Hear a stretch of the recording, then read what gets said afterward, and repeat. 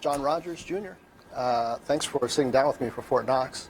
The founder and CEO of Ariel Investments, $13 billion under management. So first of all, you started Ariel in your early 20s.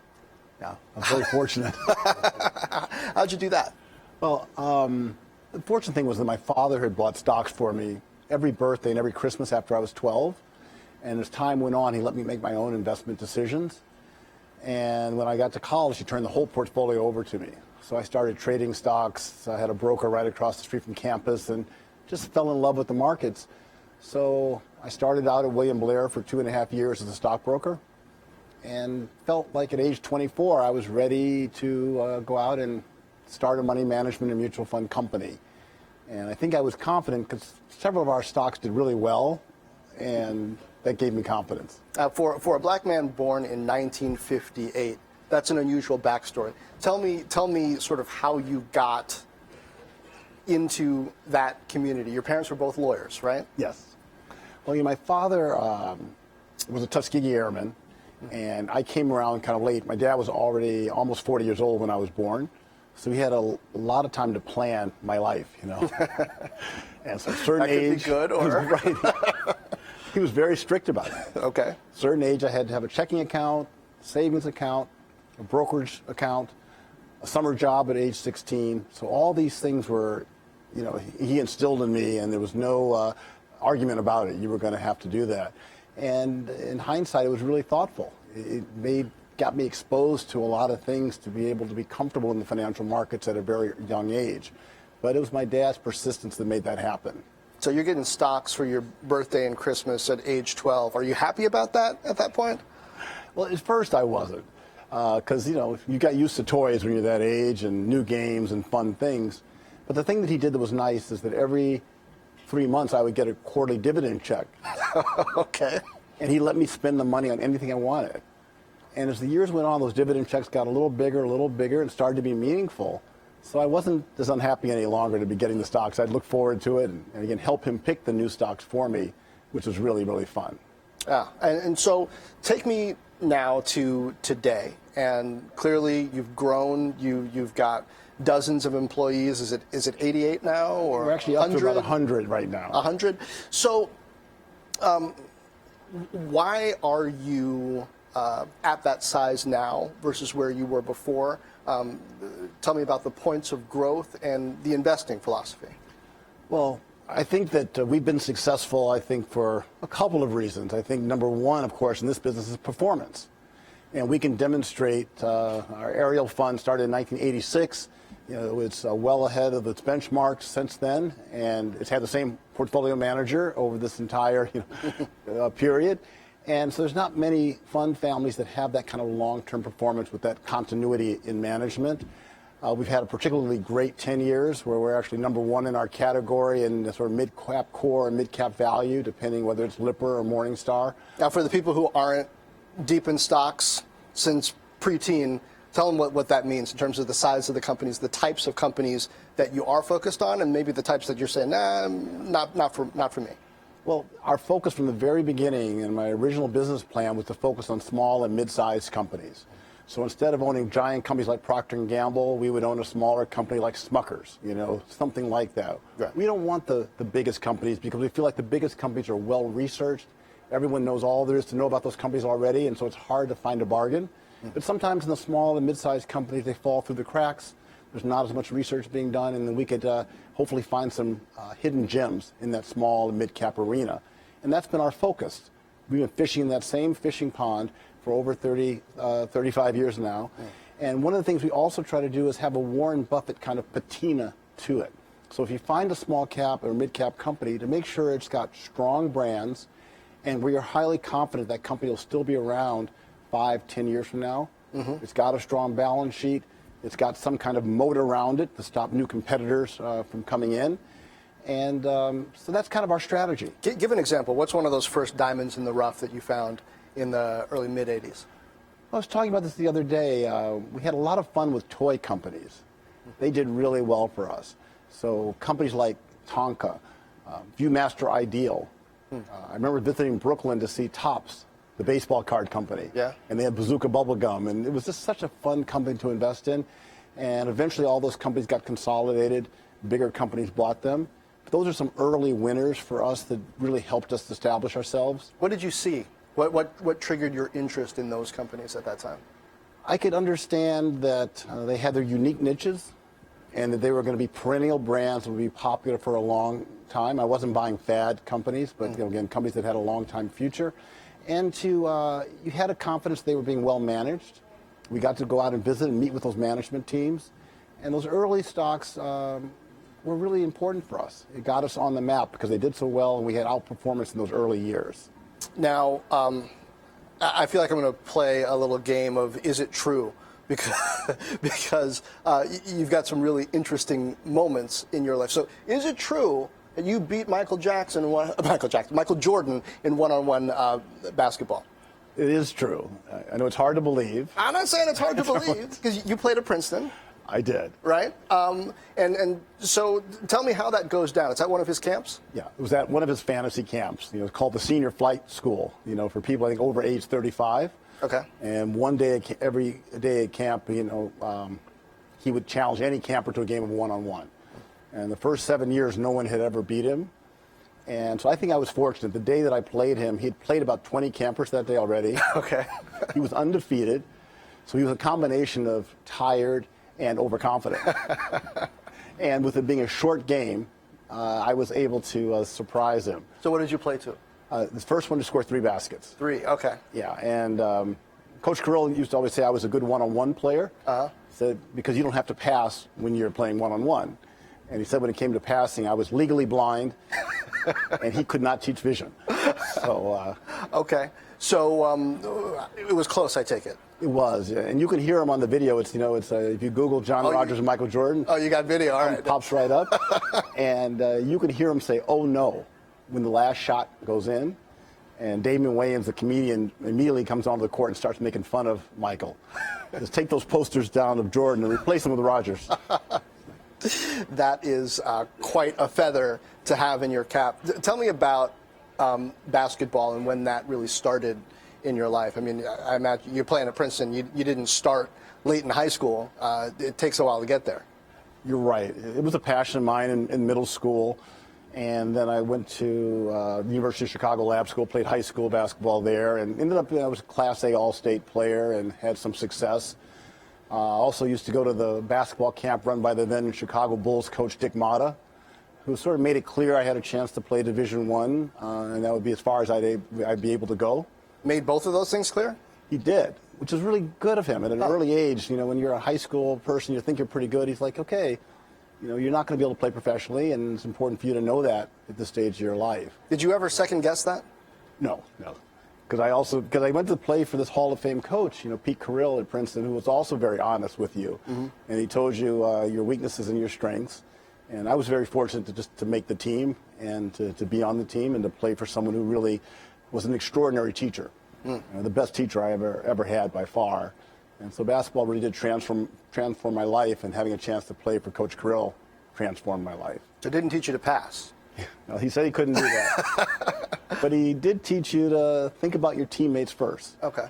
And if you learn how to be a teammate, a good teammate, whether it's at work or in nonprofits you get involved in or whatever organizations you join, I think you're more effective when people see that you're trying to help the overall team win, not trying to position yourself for something just for you. What does that mean in investing? I think in investing, it's something that our firm, all of our employees own stock in the company, which is critical. We think if people are owners, they're going to work extra hard and care about the business and care about our customers. I think also we've tried to create a culture where everyone knows that all their ideas matter. And when you're researching companies, you want people to tell you the good and the bad about the companies, and to feel comfortable challenging me if I have a thesis on why to buy this stock or not, to say, to challenge it, because they know that I'm going to value everybody's opinion. Mm-hmm. And so it really does show up at work every single day. And also, of course, the way that you make your customers feel they're part of your team. And you're going to be doing what's best for them in everything that you do. So it was really, again, a blessing to play for Coach. Tell me about the partnership with Melody Hobson. How did that emerge? Well, I met Melody when she was a prospective Princeton student. So she was 17, 18 years old. and she became a summer intern. And she was saying recently that she's still the only person from her Princeton class of 1991 that still has the same phone number at work. So she's been with us since she graduated, 28 years. A fantastic partner. You know, so I was just lucky to get to know her at an early age. But it's another example of, you know, I'm volunteering for Princeton, trying to help them recruit minority students to Princeton, and I meet Melody, who ultimately becomes our most valuable player.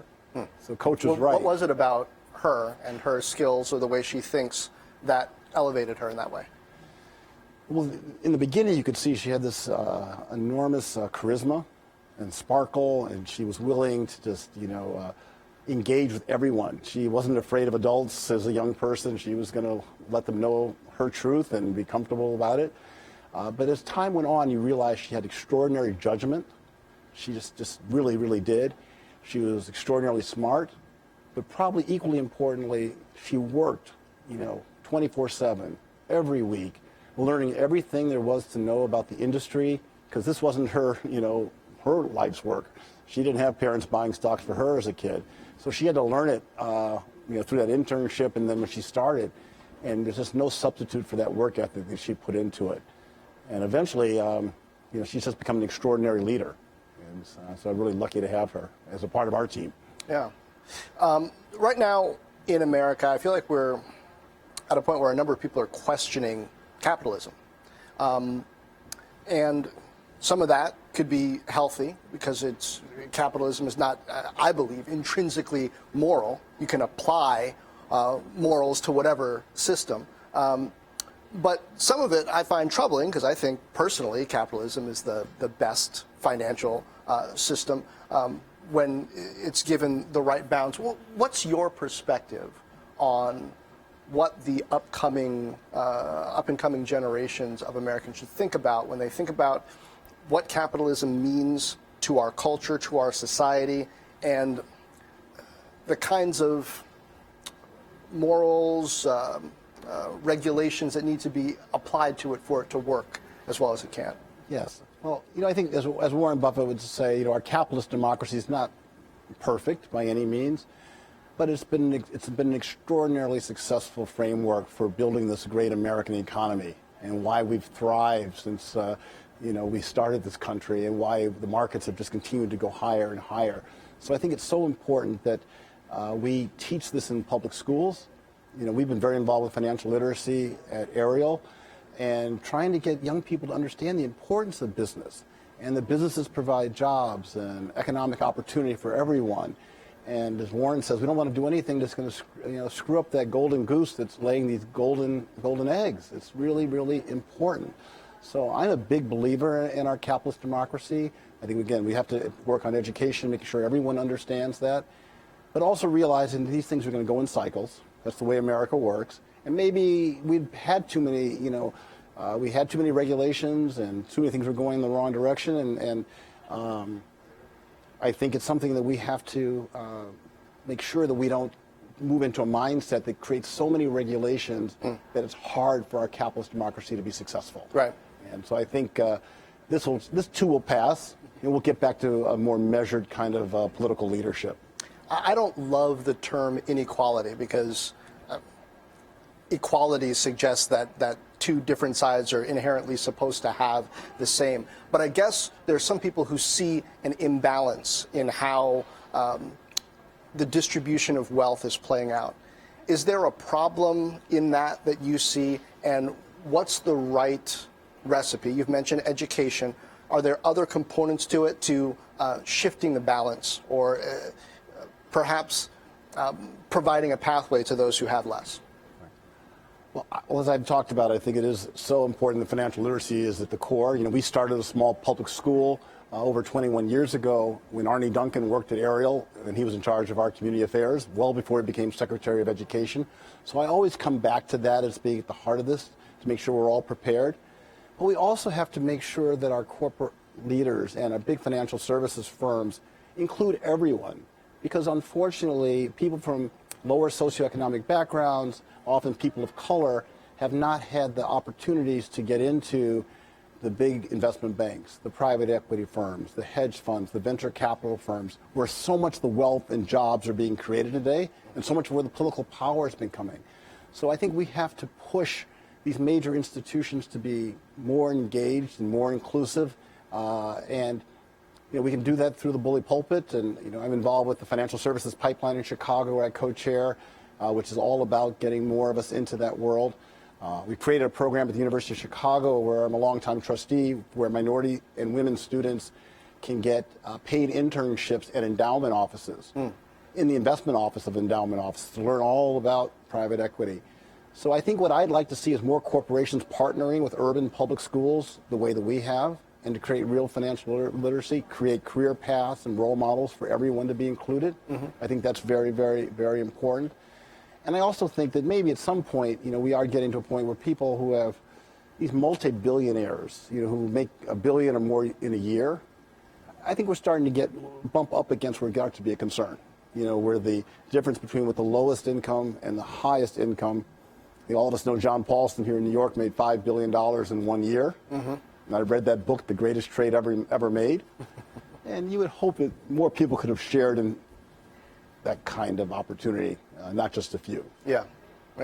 Well, shifting gears, I've read that over time you had a few interesting habits. Oh, no. It took a long time. I'm wondering, are you still arm's length with technology?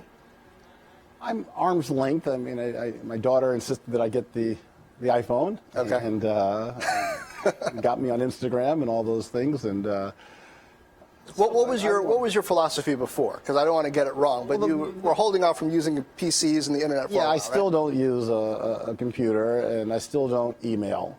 So I've stuck to a few core values, because I think that it sucks up your time. I like to spend my time reading, thinking about the markets. And I often, I'm the person you'll see at McDonald's in the morning going through research reports from Wall Street firms and staying on top of the data I need to be effective. And if you're constantly getting pinged and buzzed and called and emailed, it's hard to concentrate and think about the markets. And so I think it's important to be able to find a way to protect yourself a little bit, and that's been helpful. I ask because a lot of the culture seems to be coming around to you on this one, right? As we're realizing people have gotten, hooked into social media, into Facebook, into Instagram, et cetera, and it's sucking up people's time and attention and their data. People are starting to say, wait a second, how do I create some amount of space and distance for me to be sure I'm having my own thoughts and not something that's being fed to me? I can't agree more. And it's constantly coming at you. And as you know, we're long-term investors with a turtle logo. We believe that patience is a winning strategy. And that's why I try to get away from that short-term noise. I really do. And try to force myself to think out over the horizon as I think about our investment choices and the way that we invest in the stock market. Now, you mentioned that you're the person who people will see at McDonald's. For a long time, you would eat at least a meal a day from McDonald's, right? And you were on the board. Yeah, still am. Yeah. How did that come about? I've always loved McDonald's since I was a kid. And sometimes I'd wished I had had my first summer job there. Instead, I ended up being a vendor at Wrigley Field in Sox Park, selling Cokes and peanuts and popcorn.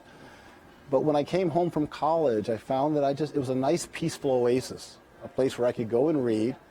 I enjoyed the food. And so I like both the space as well as the quality of the food. And I've continued that throughout my adult life. Whenever I can get away, that's my sort of home away from home. And, I love it.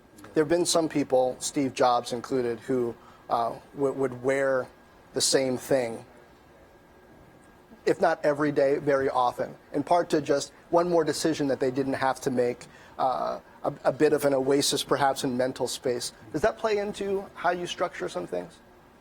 Yes, I try to keep my life very, very simple. So basically all of my suits look pretty much the same. All of the shirts look the same.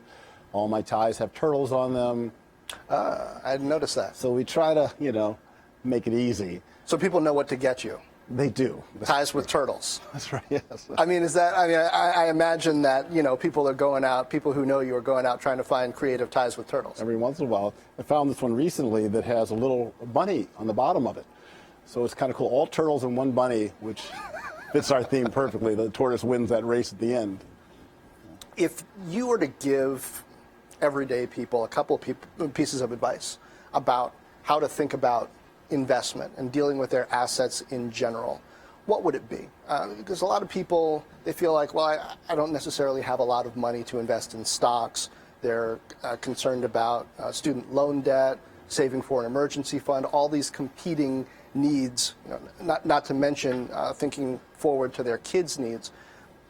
What are a couple pieces of advice that you would give in today's environment for people thinking about how to invest their capital in a way that makes sense for them?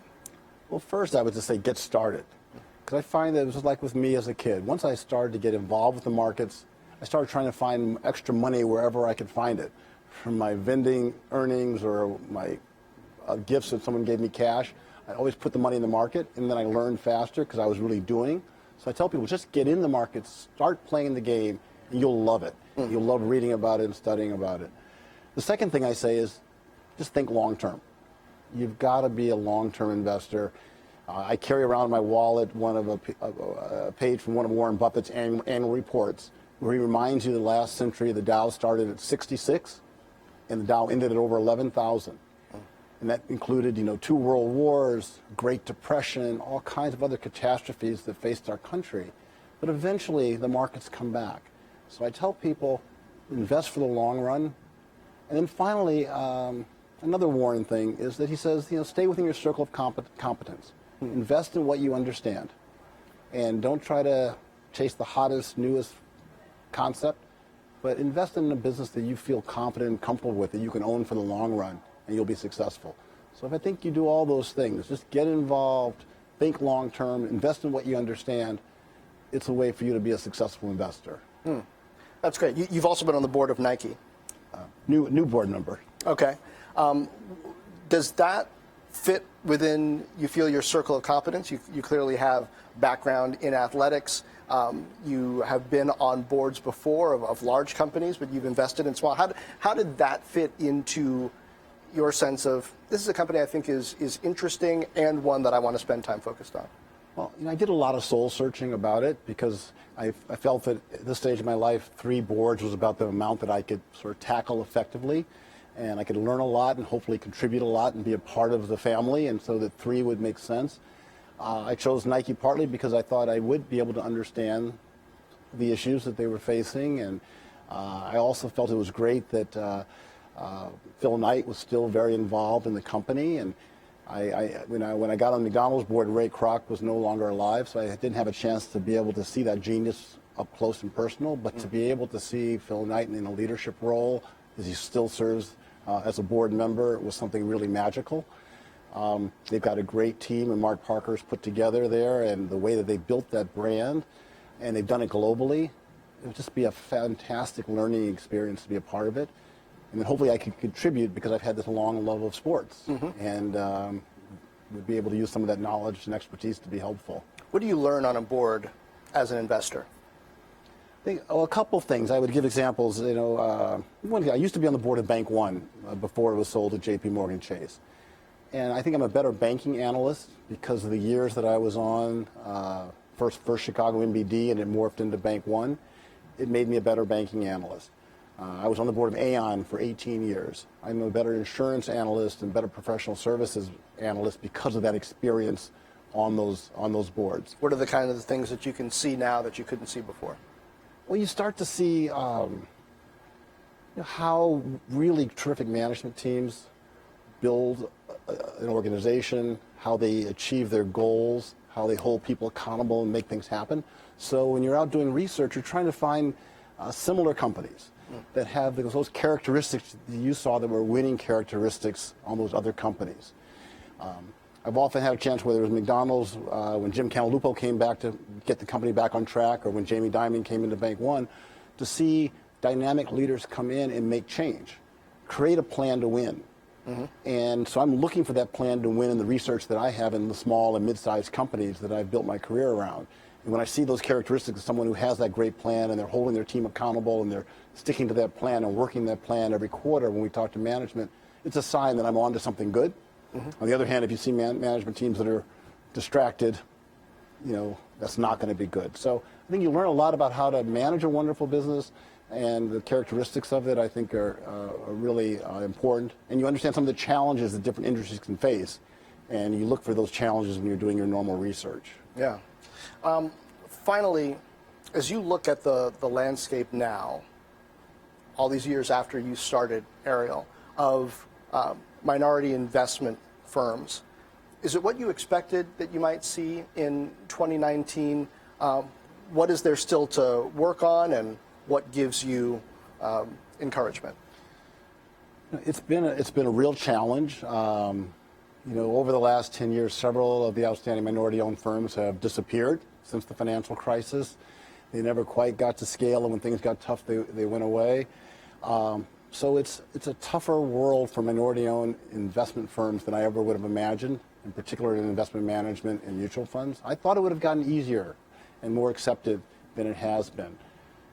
I think the other thing that has been interesting to me, I thought that the nonprofits would be the best customers for minority-owned firms, the universities, the museums, the foundations, and frankly, that's been the most difficult place to crack. Huh, why?